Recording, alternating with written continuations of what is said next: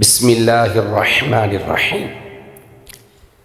سورۃ القیامہ مکیہ، اس سورہ مبارکہ کی 23 آیات پڑھی جا چکی ہیں۔ آج آیت نمبر 24 سے 30 تک ہم پڑھیں گے۔ اللہ تبارک و تعالی ارشاد فرما رہے ہیں، وَوُجُوهٌ يَوْمَئِذٍ بَاسِرَةٌ تَظُنُّ أَن يُفْعَلَ بِهَا فَاقِرَةٌ كَلَّا إِذَا بَلَغَتِ التَّرَاقِي وَقِيلَ مَنْ رَاقٍ وَظَنَّ أَنَّهُ الْفِرَاقُ وَالْتَفَّتِ السَّاقُ بِالسَّاقِ إِلَى رَبِّكَ يَوْمَئِذٍ الْمَسَاقُ۔ کل جو آیات پڑھی تھی، ان آیات میں اللہ نے ان لوگوں کا ذکر کیا جن کے چہرے قیامت والے دن چمک رہے ہوں گے، تر و تازہ ہوں گے، با رونق ہوں گے، ان کے چہروں پر مسکراہٹ ہوگی اور وہ بڑے خوش ہوں گے اور اپنے رب کو دیکھیں گے، اپنے رب کا دیدار کریں گے، جس اللہ کے لیے وہ دنیا میں نیک اعمال کرتے رہے اور اس اللہ کو خوش کرنے کے لیے وہ ہر مشکل پریشانی میں کھڑے رہے، توحید کے اوپر، ایمان کے اوپر، نیکیوں کے اوپر۔ تو ان کا تذکرہ کرتے ہوئے اللہ نے کہا کہ ایسے کئی چہرے با رونق ہوں گے اور پھر اللہ کو دیکھیں گے، اور صاف ظاہر ہے جب اپنے خالق کو، اپنے مالک کو، اپنے معبود کو دیکھیں گے تو خوشی کی لہر اور بڑھ جائے گی۔ اب اللہ ان لوگوں کا ذکر کرنے جا رہے ہیں جن لوگوں کے چہرے بگڑے ہوئے ہوں گے، کالے ہوں گے، سیاہ ہوں گے، ان کے چہروں کے اوپر ذلت اور رسوائی ہوگی۔ تو فرمایا وَوُجُوهٌ، اور کئی چہرے، واو کا معنی اور، وجوہن کا معنی کئی چہرے، یومئذ اس دن، باسرہ بگڑے ہوئے ہوں گے، بگڑے ہوئے۔ ویسے باسرہ کا معنی ہوتا ہے تیوری چڑھانا اور کہہ لو کہ بڑا بسرا سا منہ بنا لینا، تو مطلب یہاں کیا ہے؟ بگڑے ہوئے، کالے، سیاہ۔ اور جب بندہ ٹینشن میں ہوتا ہے تو چہرے سے نظر آتا ہے۔ یہ تو عام ہماری ججمنٹ ہے نا، کہہ دیتے ہیں یار آج تم ٹینشن میں لگ رہے ہو۔ تو قیامت کی ہولناکیاں اور قیامت کا عذاب اتنا بڑا ہے کہ اس سے بڑی ٹینشن تو ہونی کرنی۔ دنیا کی جتنی بڑی بھی ٹینشن انسان کو آ جائے، میں نے کل بھی حدیث سنائی تھی کہ دنیا میں ساری زندگی براحتوں میں گزار کے جائے گا، جہنم کا ایک چکر لگانے کے بعد کہے گا دنیا میں میں نے سکھ دیکھا ہی کوئی نہیں ہے۔ اس قدر جہنم کا عذاب سخت ہے اور جہنم کی پریشانیاں اس قدر سخت ہے کہ دنیا کی پریشانیاں تو اس کے مقابلہ میں کچھ ہے ہی نہیں ہے۔ تو فرمایا اور کئی چہرے اس دن بگڑے ہوئے ہوں گے، اللہ ہمیں ان سے بچا لے۔ اور جو پہلے لوگوں کا ذکر کیا ہے، با رونق چہرے والے لوگ، اللہ ہمیں ان میں شامل کرے۔ اور کئی چہرے اس دن بگڑے ہوئے ہوں گے، اور کئی چہرے اس دن بگڑے ہوئے ہوں گے، تظن، وہ یقین کر لیں گے، وہ یقین کر لیں گے، ان یفعل، کہ کیا جائے گا، بہا، اس کے ساتھ، اس کے ساتھ کیا جائے گا، فاقرہ۔ فاقرہ کہتے ہیں کمر توڑنے والی چیز کو، کمر توڑنے والی، کمر توڑنے والی سے مراد کیا ہے؟ سختی۔ یعنی ان کو اس دن یقین ہو جائے گا کہ آج ہمارے اوپر اتنی سختی ہوگی کہ جو ہماری کمر توڑ دے گی۔ آپ نے پنجابی میں بڑوں سے یہ اکثر سنا ہے کہ یار اے کم بڑا اوکھا سے نے تو میرا لک توڑ چھڑیا ہے۔ لک توڑنے سے مراد کیا ہے؟ کہ یہ بڑا بھاری کام تھا، یا میرے اوپر بہت بڑی مصیبت آئی ہے، کوئی غم آ جاتا ہے، جوانی میں بیٹا چلا جاتا ہے، یا بندہ ابھی چھوٹا ہوتا ہے، والدین چلے جاتے ہیں یا کوئی اور مشکل اس کے اوپر آتی ہے نا، تو کہتا ہے یار لک توڑ چھڑیا ہے. تو یہ کچھ بھی نہیں ہے بھائی، دنیا کے غم تو کچھ بھی نہیں ہے. قیامت والے دن وہ لوگ جن کے چہرے بگڑ جائیں گے اور جن کے چہرے مرجھا جائیں گے، جو دنیا میں بڑے ناز و نخروں میں پلنے والے تھے، اب وہ جہنم کو سامنے جب دیکھیں گے تو پھر ان کے چہروں کی حالت جو ہوگی وہ سارے دیکھیں گے، اور پھر ان کو یقین ہو جائے گا. جو دنیا میں انکار کرتے تھے کہ نہیں کچھ نہیں ہوگا، خیر دیکھی جائے گی. کافر تو کافر ہے، کلمہ پڑھنے والوں کا یہ حال ہے، کوئی بات نہیں دیکھی جائے گی، خیر ہے جی آگے کے ساتھ بھی دیکھی جائے. اللہ بڑا غفور رحیم ہے جی، ہاں اللہ غفور رحیم ہے، لیکن اس کا یہ مطلب تو نہیں ہے کہ ایک بندہ شرابیں بھی پیتا رہے، ایک بندہ بدکاریاں بھی کرتا رہے، چوریاں بھی کرتا رہے، ڈکیتیاں بھی کرتا رہے، بدماشیاں بھی کرتے رہے، اور کوئی نیکی کا کام ہی نہ کرے. صرف یہ کہ اس نے کلمہ پڑھا ہوا ہے. اور ایک بندہ ساری زندگی بیچارہ توحید کی خاطر، دین کی خاطر، ایمان کی خاطر مشکلات ہی مشکلات ہیں، اس کو بھی جنت مل رہی ہے اور اس کو بھی جنت مل رہی ہے، تو پھر انصاف کہاں چلا گیا؟ پھر اللہ کا انصاف کہاں چلا گیا؟ اللہ نے تو انصاف کرنا ہے، برے کو اس کی برائی کا بدلہ تو ملنا ہے. تو اللہ تعالیٰ فرما رہے ہیں تظن، وہ یقین کر لیں گے، وہ جن کے چہرے بگڑے ہوئے ہوں گے وہ یقین کر لیں گے ان یفعل بها فاقرہ، کہ ان کے ساتھ کمر توڑنے والی کی جائے گی، یعنی سختی کی جائے گی، کمر توڑنے والی سختی ان کے ساتھ کی جائے گی. پھر اللہ فرماتے ہیں کلا، ہرگز نہیں، ہرگز نہیں. اب اس کا تعلق وہ جو آیت ہم نے پرسوں پڑھی تھی، یعنی جمعرات کو، جس میں یہ اللہ تعالیٰ فرما رہے تھے، بلکہ کل ہی پڑھی تھی کہ انسان جو ہے وہ جلدی کرتا ہے، آیت نمبر 20 میں، کہ انسان جلدی چاہتا ہے اور جو آخرت ہے اس کو چھوڑ دیتا ہے.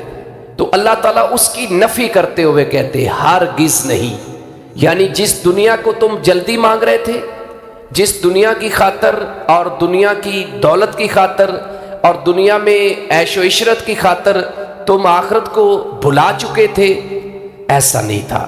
فرمایا ہرگز نہیں. اذا، جب، بالاغت، بالاغت کا معنی ہوتا ہے پہنچ جانا، التراقی، ہنسلیوں تک. اس سے مراد کیا ہے؟ یہاں پہ بالاغت کے آگے نفس ہے، بالاغاتی نفس، نفس یعنی جان پہنچ جائے گی. انسان کی جب جان نکلتی ہے نا تو وہ پاؤں سے نکلنا شروع ہوتی ہے، اور پاؤں سے نکلتے نکلتے اوپر کو جاتی ہے اور ہنسلیوں تک پہنچ جاتی ہے. ہنسلی کیا ہوتی ہے؟ یہ جو ہمارے سینے کے اوپر آخری ہڈی جاتی نا اینڈ پہ، بالکل گردن کے ساتھ، یہ یہاں پہ تھوڑا سا کہہ لو کہ حلق سا تھوڑا دبائے نا تو ایسے جیسے بندے کی جان نکلنے لگی ہے. یہ جو سینٹر بنتا ہے، یہ جو ہڈی ہے نا، یہ ہنسلی کی ہڈی ہے، یہ کندھوں کے ساتھ جڑی ہوئی ہے، ادھر سے بھی ادھر سے بھی. تو اس ہڈی کو یعنی نیچے سے نکلتی آئے گی، یہاں تک پہنچ جائے گی. حالانکہ اب اس کا اینڈ ہے، اب اس کا کیا ہے؟ بالکل اختتام ہے. اللہ نے فرمایا ہرگز نہیں. وہی موت ہے جس کے بارے میں تم کہتے تھے کہ نہیں ہم مرنا نہیں چاہتے، اور جس موت کو تم بھول چکے تھے. اب چونکہ جب موت کا آغاز ہونا ہے تو انسان کو سارا کچھ نظر آنا شروع ہو جاتا ہے، سارا کچھ نظر آنا شروع ہو جاتا ہے. تو ابھی تو یہ چند دن پہلے ایک ڈاکٹر، انڈیا کا ڈاکٹر تھا، تو وہ بیان دے رہا، حالانکہ وہ ہندو ہیں، ان کا اپنا ایک عقیدہ، ایک اپنا دھرم ہے.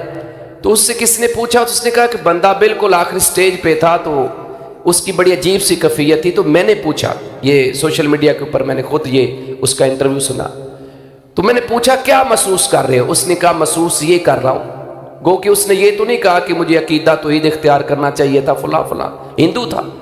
اس نے کہا جی میں یہ سوچ رہا ہوں کہ جو مجھے کرنا چاہیے تھا وہ میں نے کیا نہیں ہے، اور جو نہیں کرنا چاہیے تھا وہ میں کرتا رہا. تو میں نے پوچھا، وہ ڈاکٹر کہہ رہا ہے ابھی کیا تمہیں کرنا چاہیے تھا؟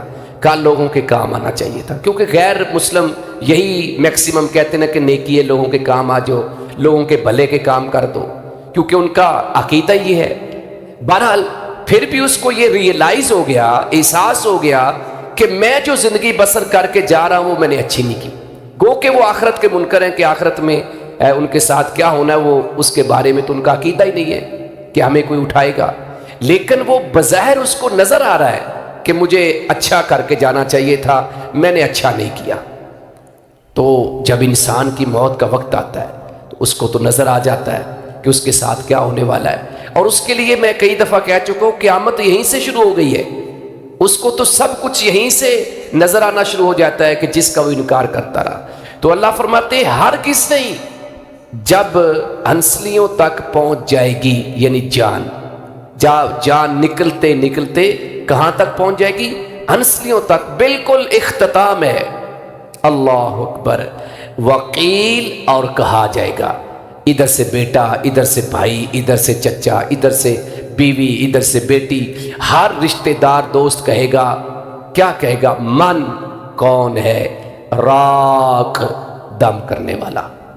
کیونکہ ڈاکٹروں نے جواب دے دیا۔ آپ کو پتہ اکثر ڈاکٹر اینڈ پہ کہتے ہیں دعا کرو جی، اکثر سنتے رہتے ہیں اینڈ پہ وہ یہ کہتے ہیں۔ پھر ہماری کوشش کیا ہوتی ہے؟ یار کوئی چلو شاید کوئی مسئلہ حل ہو جائے، شاید میرے والد صاحب کی جان بچ جائے، شاید میرے بھائی اور بیٹے بہن کی، جو بھی عزیز ہے۔ ہر بندے کی کوشش ہوتی ہے، یہ نہیں ہے کوئی غیر مسلم کی بھی یہی کوشش ہوتی ہے۔ کوئی بھی نہیں چاہتا کہ میرا اپنا جلدی میرے سے بچھڑ جائے، جانا تو سب نے ہے، عقیدہ تو ہمارا ہے، لیکن پھر بھی ایک تعلق، ایک رشتہ ایسا ہے کہ کوئی انسان بھی نہیں چاہتا کہ میرا اپنا میرے سے جلدی بچھڑ جائے۔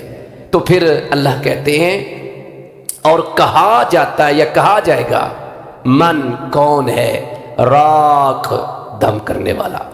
اب سارے وسائل، سارے اسباب منقطع ہو گئے ہیں، ڈاکٹرز نے جواب دے دیا ہے، وہ کہتے اس کو گھر لے جاؤ، اس نے نہیں بچنا۔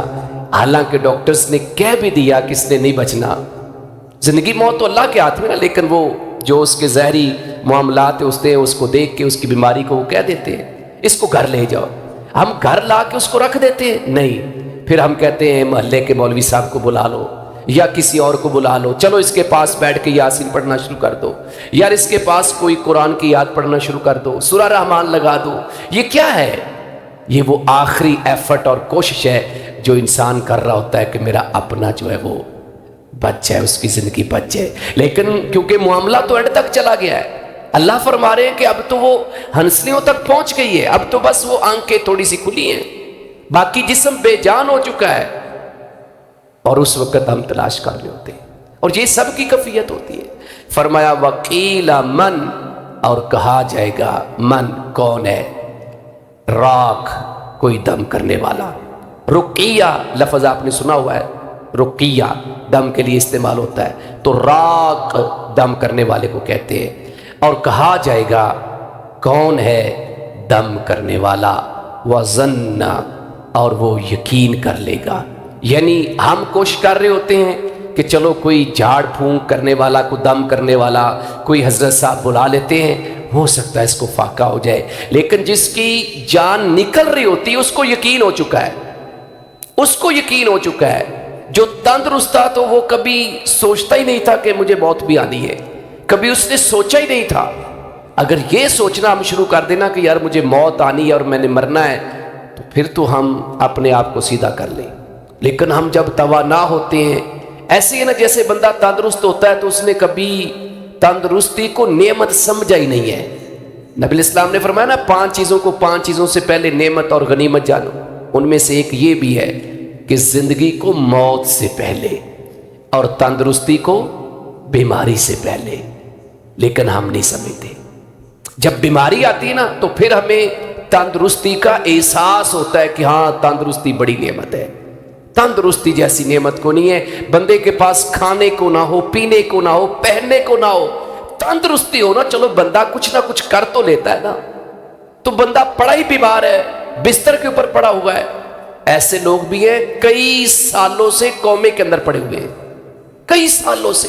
اللہ ہمیں ایسی آزمائش سے بچا لے، یہ بڑی آزمائش ہے۔ وہ تو کومے میں چلا گیا، جو عزیز و اقارب ہیں، جو اس کے قریبی ہیں، اپنے ہیں، ان کے لیے کتنی ٹینشن ہے، کتنی ٹینشن ہے۔ اللہ اکبر۔ فرمایا وَظَنَّ، اور اس نے یقین کر لیا، یعنی جس کی جان نکل رہی ہے اس نے یقین کر لیا، انہ الفراق، کہ یہ کیا ہے؟ جدائی کا وقت ہے، جانے کا وقت ہے۔ اب یہ یہاں ٹھہرنے کا وقت نہیں ہے۔ اس کو سب نظر آ رہا کہ اب میں نے بچنا کوئی نہیں ہے، اب میں جانے والا ہوں۔ اللہ اکبر۔ اور اس نے یقین کر لیا کہ یہ جانے کا وقت ہے۔ یہ کیا ہے؟ جانے کا وقت ہے۔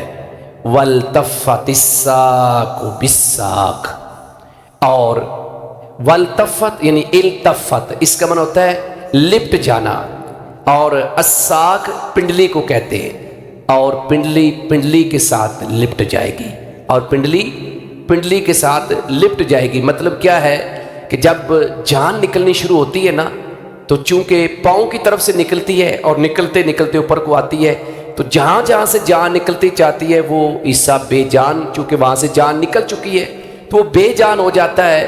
آپ نے دیکھا ہوگا آپ کے سامنے اللہ تعالیٰ، یہ بڑے حوصلے کی بات ہوتی، کسی کے گود کے اندر، کسی کے ہاتھوں کے اندر کسی کی موت واقع ہونا، تو وہ سارا منظر دیکھ رہا ہوتا ہے، پھر اس کی ٹانگیں کیونکہ جان نکل چکی ہے، وہ جدھر کی جدھر ہیں ادھر کی ادھر ہی رہ گئی ہیں، وہ ایسے جڑ جاتی ہیں، پھر اس کو سیدھا کیا جاتا ہے، برابر کیا جاتا ہے، ٹانگوں کو کیا جاتا ہے، بازوؤں کو کیا جاتا ہے۔ اس کے اختیار میں اتنا بھی نہیں رہ جاتا کہ وہ اپنی ٹانگوں کو بھی سیدھا کر سکے۔ یہ میری اور آپ کی حیثیت ہے، یہ میری اور آپ کی اوقات ہے، ہمارے اختیار میں ہے کیا؟ آپ اندازہ کر لیں۔ تو اللہ فرماتے ہیں وَظَنَّا، رشتہ دار تلاش کر رہے ہیں دم کرنے والا، لیکن جس کی جان نکل رہی ہے اس کو پورا یقین ہو گیا ہے کہ میں نے کوئی نہیں بچنا، اب میرے جانے کا وقت آ گیا ہے۔ اکثر آپ نے سنا ہے کہ وہ فلاں بندہ یار وہ مجھے کہہ رہا تھا کہ بس اب یار میں جانے والا ہوں، تو بعض دفعہ 2-4 دن پہلے ہی احساس ہو جاتا ہے، پہلے ہی محسوس ہو جاتا ہے، اور کچھ لوگوں کو ابھی جان نکلنا شروع نہیں ہوتی تو اس وقت ہو جاتا ہے کہ نہیں اب اینڈ ہے، اب اینڈ ہے، اور پھر جان جب نکلنا شروع ہوتی ہے تو اس وقت تو بالکل پھر اس کی آنکھیں آتا نا جس طرح کھلی کی کھلی رہ جائیں گی، تو وہ کھلی کی کھلی رہ جاتی ہے، پھر آنکھیں بھی ہمیں بند کرنی پڑتی ہیں، بازو بھی ہمیں سیدھے کرنے پڑتے ہیں۔ فرمایا وَالْتَفَّتِ السَّاقُ بِالسَّاقِ، اور پنڈلی کے ساتھ لپٹ جائے گی، اِلَىٰ رَبِّكَ، اِلَىٰ مَنَا طرف، ربی کا آپ کے رب ہی کی طرف۔ یہ خطاب تو رسول کریم صلی اللہ علیہ وسلم سے ہے، چونکہ آپ کافروں کو بتا رہے ہیں، جو کافر آخرت کا انکار کرتے تھے، جو کہتے تھے مرنے کے بعد اٹھنا نہیں ہے، لیکن یہ بالواسطہ ہم سب سے اللہ کہہ رہا ہے کہ آپ کے رب ہی کی طرف، آپ کے رب ہی کی طرف، یومئذ، یہ اصل میں یومئذ ہی ہے، آگے ملانے کے لیے وہ نون زیر نہیں آگے کر دیا، تو ایک علیحدہ پڑھیں تو یہ یومئذ ہی ہے، اس دن، المساق، المساق کہتے ہیں روانگی کو، لفظی بنا تو اس کا کہتا ہے ہانکنا، کسی چیز کو ہانکنا، تو جان بھی ایسے جیسے ہانکی جاتی، نکالی جاتی نا، فرشتے نکالتے ہیں، اور پھر برے انسان کی جان جس طرح نکلتی ہے، اور فرشتے اس ٹائم اس کے ساتھ جو سلوک کرتے ہیں، قرآن نے اس کا بھی ذکر کیا ہے، اس کے چہروں پہ، اس کی پیٹھ پہ۔ بعض دفعہ آپ نے دیکھا ہوگا کہ جب کسی کی جان نکلتی وہ چیختا ہے، اونچی اونچی آوازیں لگاتا ہے، ہمیں نہیں پتہ چل رہا ہوتا، ہم سمجھتے ہیں اس کو بیماری کی وجہ سے درد ہو رہی، نہیں، قرآن کہتا ہے فرشتے اس کو مار رہے ہوتے ہیں، تھپڑ مار رہے ہوتے ہیں، لیکن جو نیک انسان ہوتا ہے اس کو بڑے پیار سے محبت سے اس کی جان کو نکالا جاتا ہے۔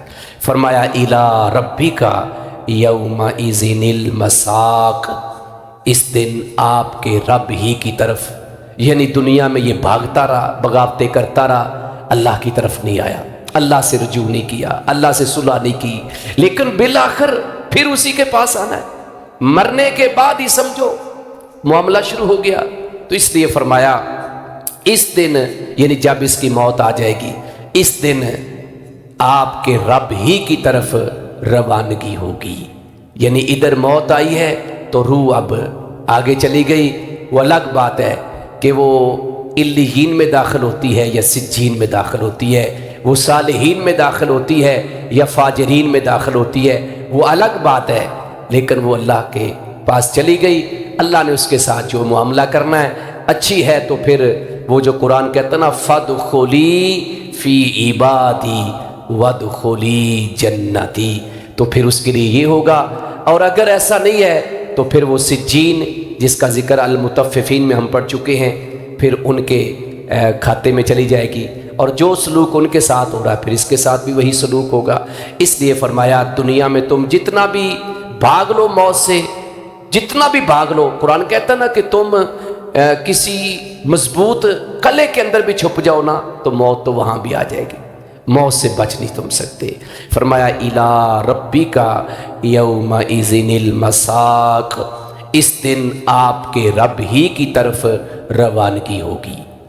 مساق کا لفظ میں نے کہتا ہے ہانکنا، لیکن یا روانہ ہونا، یعنی واپس اللہ کے پاس بیٹھنا ہے۔ اسی نے جان ڈالی تھی جب ہم ماں کے پیٹ میں 4 ماہ کے تھے، اسی نے ہماری جان کو نکالنا ہے، اسی کے پاس واپس جانا ہے۔ جب واپس اس کے پاس جانا ہے، کوئی اور چھپنے کی جگہ ہی نہیں ہے، کوئی پناہ ہے ہی نہیں، اور تو پھر ہمیں دنیا میں رہتے ہوئے تھوڑا سا احساس کر لینا چاہیے۔ اللہ سے دعا ہے کہ اللہ تبارک و تعالی ہمیں اپنی آخرت کو سنوارنے کی، آخرت کی فکر کرنے کی، اور اس اخروی زندگی کی جو اصل حقیقت ہے اس کو جاننے کی، اور پھر جان کر اس کی تیاری کرنے کے اللہ ہمیں توفیق عطا فرمائے۔ اللہ ہمیں بری موت سے بچائے، اللہ ہمیں موت کی سختیوں سے بچائے۔ اللہ تعالیٰ ہمارے عزیز و اقارب کی زندگیوں میں، ہماری زندگیوں میں تب تک برکت رکھے جب تک ہمارا دنیا میں رہنا بہتر ہے۔